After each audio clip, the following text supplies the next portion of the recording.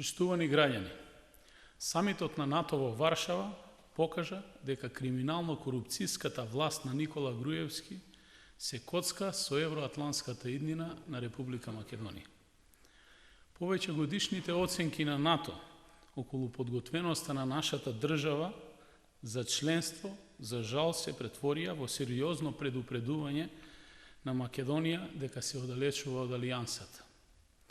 На тоа упатуваат изразените загрижености дека не се спроведува договорот од Пржино како начин за излез од политичката криза и повикот за демократски диалог, создавање услови за веродостојни избори, обезбедување владење на правото, независно судство и слобода на медиумите. Колку се сериозни овие критики за Македонија покажува пораката дека лидерите на алијансата ќе продолжат внимателно да ги следат случувањата во нашата држава.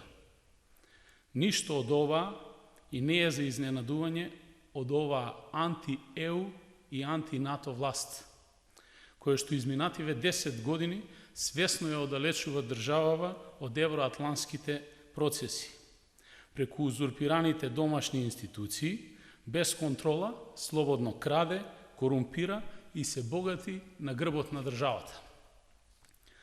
Да имаше грам одговорност, власта во Македонија немаше да прати двајца министри на самитот на НАТО во Варшава. Самит организиран на шефови на држави и влади и оценет од страна на председателот на САД, господинот Обама, како најважен за алијансата во завршување на студената војна. Затоа граѓаните на следните регуларни избори ќе ја казнат власта на Груевски и фамилијата и ќе изберат одговорна влада, која што ќе добие чест да ја предводи Социјалдемократскиот сојуз на Македонија.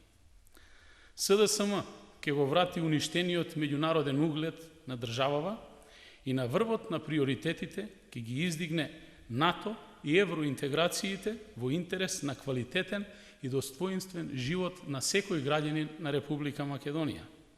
Исто така и нејзината стабилност и безбедност. Ви благодарам.